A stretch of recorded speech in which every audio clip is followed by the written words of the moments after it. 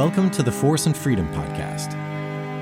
This is a podcast about the meaning of Star Wars, about what Star Wars is about.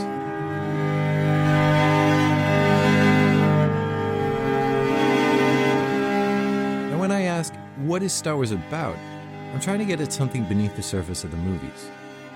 On the surface, you could say that Star Wars is about the fall and redemption of Anakin Skywalker, and about the demise and restoration of the Republic, a story that takes place a long time ago in a galaxy far, far away. But the Star Wars movies were made not so long ago, in our very own galaxy, so they mean something to us. They represent ideas and values that matter to us. In this podcast, I'm going to focus on one idea, one value in particular: freedom. That is, being one's own master. I think Star Wars is about how you can be free, about challenges to being free from people who want to control you, and about how you can face those challenges. Now you might wonder, how could Star Wars have anything interesting to say about freedom? The word freedom appears only once in A New Hope, in the opening crawl, and not at all in the sequel, Empire Strikes Back. Star Wars may be about a fight for freedom, but it doesn't seem to have anything particularly interesting to say about freedom. But it's important to remember that Star Wars was created by George Lucas, and Lucas had a particular style as a director. Lucas wasn't terribly interested in dialogue. He was interested in images. Lucas once said, "Star Wars is basically a silent movie." And of course what he means by that is not that there's no synchronized sound in the movie, but that the sound isn't the primary vehicle for the story, or for that matter, for the ideas. The images carry the movie. Lucas's interest in visual communication goes back to childhood. As a child, Lucas was fascinated by Norman Rockwell's cover illustrations for the Saturday Evening Post. Lucas said of them, "Every picture shows either the middle or the end of the story, and you can already see the beginning, even though it's not there.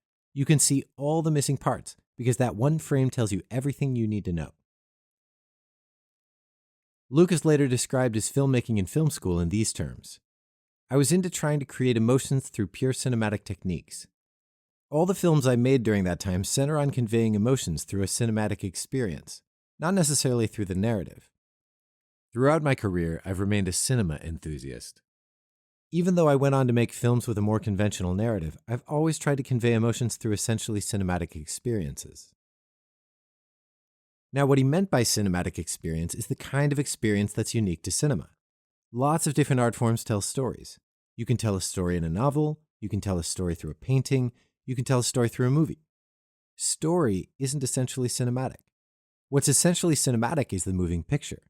So Lucas's idea was to focus on the power of the moving picture. Although he switched to more conventional narrative storytelling by the time he made Star Wars, you have to be very attuned to the images to pick up everything that Lucas is trying to do in the film. Another example of Lucas's focus on the visual is in his casting technique. Casting director Diane Crittenden described Lucas's process as follows. Generally, George would ask, "What have you been doing?" And they would respond, "You mean today? Or with my life?" And George would say, "Either." And you could see people start to squirm. They'd ask, "What's this about anyway?" And he'd say, "Well, we're doing a science fiction movie." I received hundreds of phone calls later with people asking, "What was I doing there? What happened?" Crittenden concluded, George was looking for something very visual. It's kind of a weird way to audition people, but George Lucas basically just wanted to see how people moved and how they were going to look on film. So it's not the dialogue that carries the ideas of Star Wars. It's the images, especially in the first movie, the one that George Lucas himself directed. And one of the main ideas the images are expressing is freedom. Long before Lucas had settled on a plot or the characters that ended up making it into the final script, some of Lucas's earliest notes on Star Wars contained this phrase: a conflict between freedom and conformity. I think this conflict is not just the excuse for some adventure and a coming-of-age story about Luke. I think that the adventure and the coming-of-age story are the means for exploring the conflict between freedom and conformity. Freedom is at the heart of the movie. Lucas said in an interview, "I'm not really interested in plots. That's one of the problems I've had with this movie. It's a plotted movie, and I find plots boring because they're so mechanical. You go from here to there, and once you know what's going to happen, that's it. And I just am not enthralled with that kind of action. I'm much more into the scenes and the nuances of what's going on. I find that fascinating. So to give you a sense for how profoundly the conflict between freedom and conformity is woven into Star Wars, let me walk you through the images in the first 2 minutes of A New Hope, after the opening crawl. As the opening crawl fades into the distance, we find ourselves gazing out at the starry universe. The camera tilts down to reveal a pair of moons and a planet, and suddenly a ship cruises into the frame, accompanied by lasers and explosions. Another ship follows not long after, chasing after the first, and it grows and grows and keeps growing until it's so wide it no longer fits into the frame and keeps growing still. It eclipses the more distant moon, then the first ship. Then it threatens to eclipse even the closer moon. This Star Destroyer is not just big. It's a whale chasing an anchovy, Leviathan in outer space. Notice how the camera positioning and ship design ensure that we feel the full impact of the Star Destroyer. This scene could have opened differently. Lucas could have shown both ships at once, for example, maybe from the side. We would have seen the enormous difference in size immediately. But instead, Lucas starts by showing us the Rebel ship, and that sets our expectations about the next ship. We naturally expect the next ship to be about the same size, and at first it seems it could be. When the Star Destroyer pokes into the frame, there's no telling how large it's going to be. It's kind of a pyramid on its side, and that's a shape that could go on expanding forever without changing its proportions. So the shape gives us no clues about the size of the ship. For all we know, at any second the back of the ship could come into view. But the ship just keeps expanding, and the film score adds to the suspense. The horns are playing a kind of repeated and increasingly dragged out rhythmic cadence. They're announcing the end again and again. And again it doesn't come. Until finally the gigantic engines do come into view. The message is clear. The Empire is enormous. It's larger and more powerful than you could have imagined. And the rebellion is small and weak by comparison. Lucas cared a lot about getting this effect out of the shot. They did the shot, and then Lucas had them redo the shot to make the Star Destroyer twice as big as it originally was so that it would fill the screen. According to the producer, Gary Kurtz, Lucas had his heart set on the Rebel ship coming in followed by the big ship with no cut, so that you got the entire effect of the big ship. But there's more going on here. Think about the difference in shapes. The Star Destroyer is simple, especially from beneath, as we first see it. It's an enormous horizontal pyramid. By contrast, the Rebel ship doesn't have a simple shape, even in its broad outlines. It's a combination of various shapes. It's as if the Rebel ship were thrown together from parts without much of a master plan. A cockpit, some engines, escape pods, shield generators. The ship is just so many parts thrown together and rounded out into a very rough symmetry. In fact, that's just what Joe Johnston, one of the ship designers, said about it. It was supposed to look like a ship that had been assembled from other ships. So what does that tell us? In the Imperial ship, the parts are subordinated to a single vision. Every bit of engineering and human functioning has to fit into the master shape, the horizontal pyramid. In other words, whereas in the Imperial ship the parts conform to the needs of the whole, in the Rebel ship, the whole seems to conform to the needs of the parts. Of course, this makes a lot of sense given the Rebels' precarious existence. They don't have a lot of resources, and this blockade runner looks like a ship they might have cobbled together with whatever they could get their hands on. On the other hand, the sleek Star Destroyer reflects a wealth of resources and time to plan. But setting aside how these ships make sense in the world of Star Wars, they're also the first symbols of rebellion and empire that we see, and the designs also seem to be communicating something about each side's values. The rebellion values individual freedom. It gives individuals the liberty to be who they decide to be rather than forcing them to conform with some plan for the whole. The Empire, on the other hand, values order and power and efficiency, and is willing to sacrifice the individual's freedom to these values. So Rebel and Imperial ship architecture reflect their opposed values. The Rebel architecture says, come as you are, and we'll find a place for you. The Imperial architecture says, we're going to have to reshape you to fit you into the plan we've already got. And this kind of design isn't just in the first two ships we see. Think about the other Imperial ships. TIE fighters, 2 hexagons with a sphere in the middle. Death Star, a big sphere. It wouldn't take much more description than that to get someone to draw these ships. Try describing any of the Rebel ships in such simple geometric terms.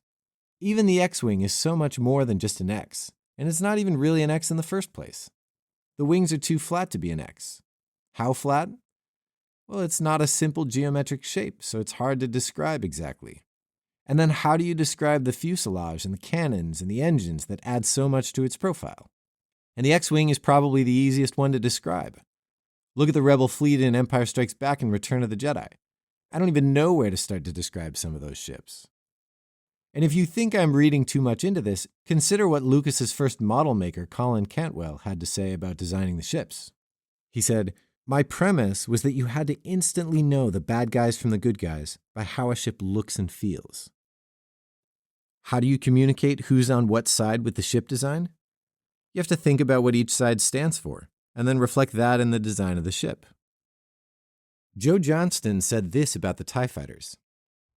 In World War II, the super dive bombers had an artificially created siren whale created by air ducts. They didn't serve any purpose except to create this noise, which would terrify people. It was intended that the TIE should achieve the same effect with just a menacing appearance. It was supposed to look terrifying, even though it wasn't necessary that all that stuff have a specific function. Now, it's not just the hard edges and geometric simplicity of the Star Destroyer that tells us something about the Imperial Order. It's also the particular shape. That pyramid shape is the classic symbol of hierarchy, because in a hierarchy you have very few people at the top who give orders to a bigger group beneath them, who give orders to an even bigger group beneath them, and so on down to the bottom. So hierarchies are small at the top and big at the bottom like a pyramid.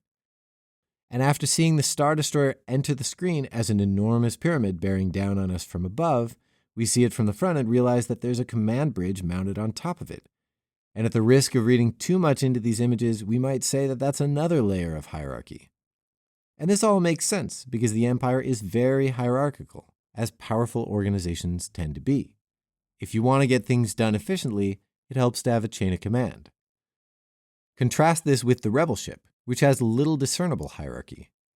You could take the engines off the back of the ship, flip it around, and mount them on the front, and the ship would make just about as much sense.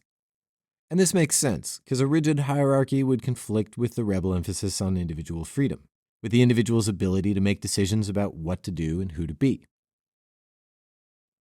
To sum up the idea so far, these first few seconds after the opening crawl already suggest that the Empire is enormous, powerful, and hierarchical, and that it forces people to conform to its master plan.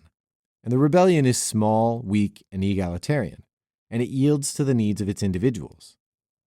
You can already see the problem for freedom. How can people remain free when they have so much less power than enormous hierarchical empires? And of course, in this first battle, freedom loses. The Star Destroyer catches up with the Rebel ship. From inside the ship, we hear ominous noises. We see the nervous soldiers look upward in apprehension.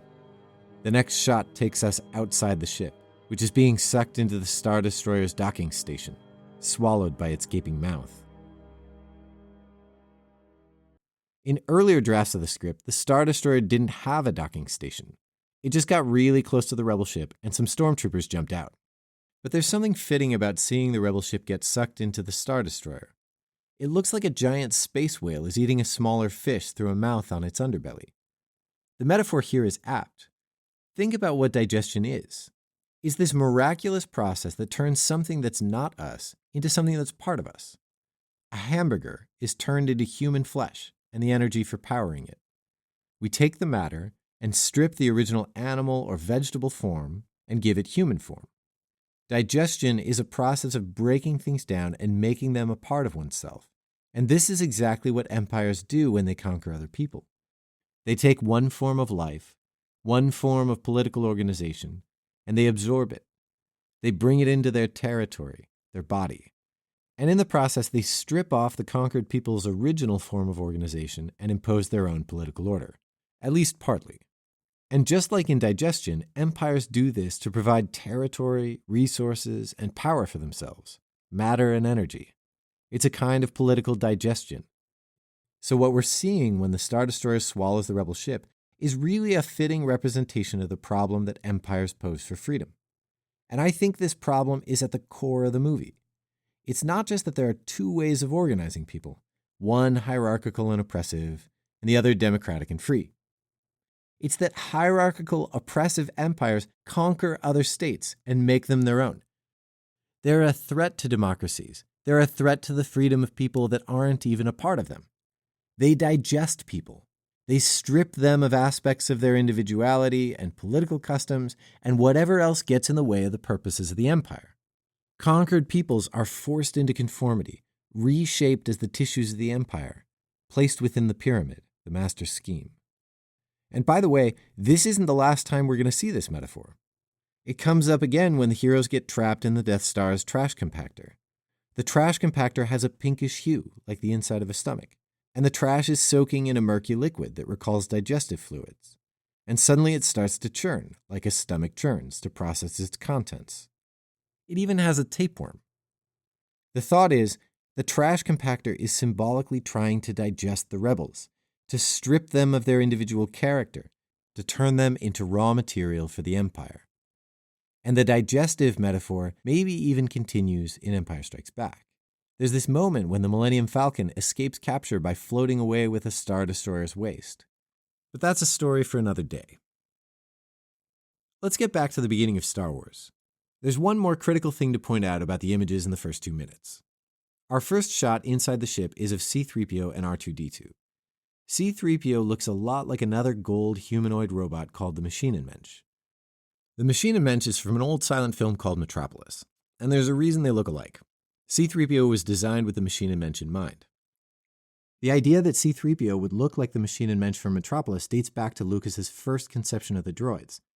While working on the rough draft, Lucas wrote the following note: 2 workmen as robots, 1 dwarf, 1 Metropolis type.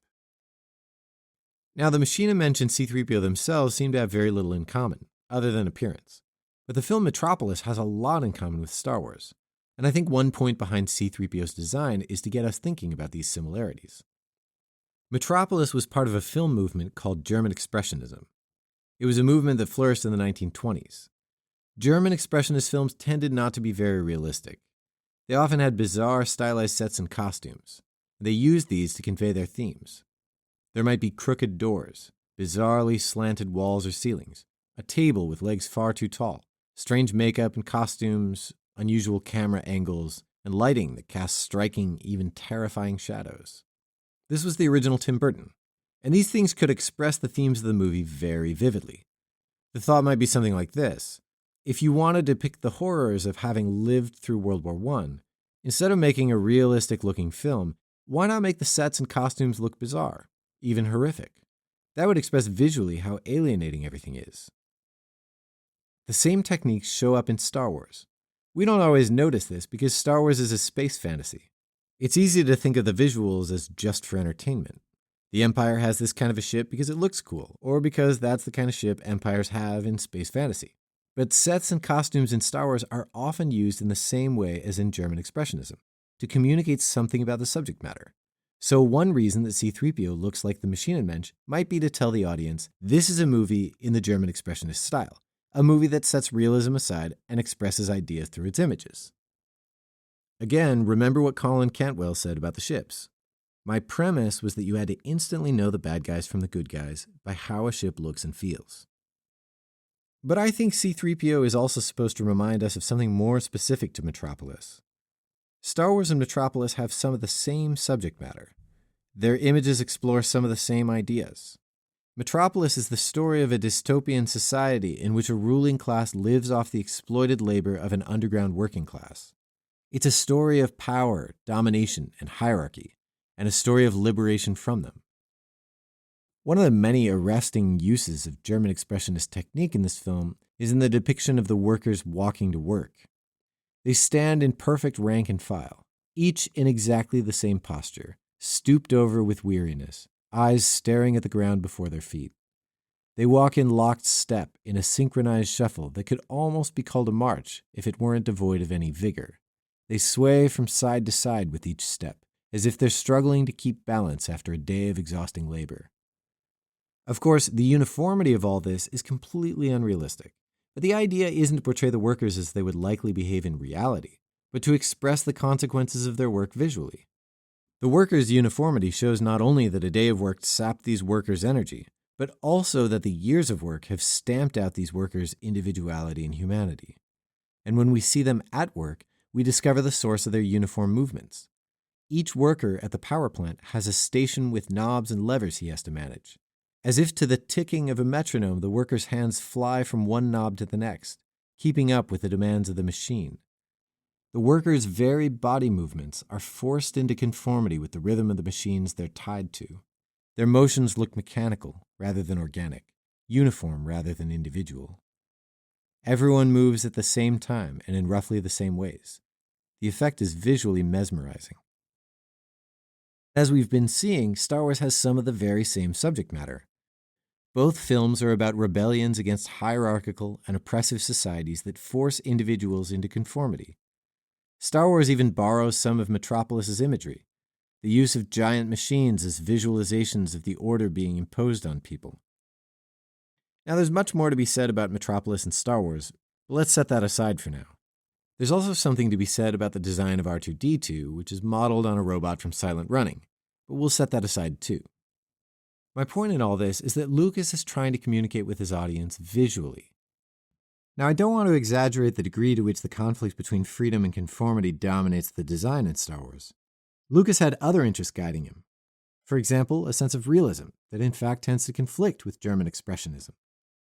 In an interview during the production of the film, Lucas said, "I keep saying, keep it nondescript. I say that every time, every place I can. It can be a computer, but it's got to be a nondescript computer. I don't want anything to stand out. I don't want any of the costumes, any of the spaceships, any sets, any animals. I don't want anything in the movie to stand out. I want you to walk out of the movie, and if somebody asks you what were they wearing, I want you to say, I can't remember what they were wearing. I can't remember what the sets were like. If they ask, what did the ray guns look like? You'd say, I don't know. They just look like ray guns. If the whole movie looks like that, it'll be terrific. It'll be absolutely the opposite of what all the science fiction movies are. With every other science fiction movie, you remember what every set looks like. You know exactly the costumes they were wearing, because it all stands out, and it all looks like it's been designed. I'm working very hard to keep everything non-symmetrical. Nothing looks like it belongs with anything else. You walk into a set, and there's lots of different influences, not just one influence. It's a very common thing in science fiction to see a set that has one influence. Everything matches. The chairs match the table, match the rug, match the design of the doors, match the door handle, match the lamps. I want it to look like one thing came from one part of the galaxy and another thing came from another part of the galaxy. So I don't want to exaggerate how much Lucas is single-mindedly focused on this issue about freedom. He's doing other things with his design. But he's also not just focused on realism. It's clear that Lucas is interested in crafting images that tell us something about the values of the opposed parties of this conflict: freedom and control. Okay, so everything I've said so far about freedom and power and hierarchy and the individual, I've gotten all of that from the first 2 minutes of Star Wars. In a way, I've been cheating, because no one who watched only the first 2 minutes of Star Wars would have come up with all of that. Many of my points here depend on patterns that become salient only when you watch the entire movie, or the entire trilogy. You wouldn't realize that Imperial ships tend to be simple shapes until you've seen more examples. And you might not have the sense for what this digestive metaphor meant until you saw it revisited. But my point is that once you know what to look for, a pattern of images shows up. And I'm only just starting to pick out that pattern for you. So if you're not convinced yet, hold on. I think when you see more of it, it'll be hard to miss.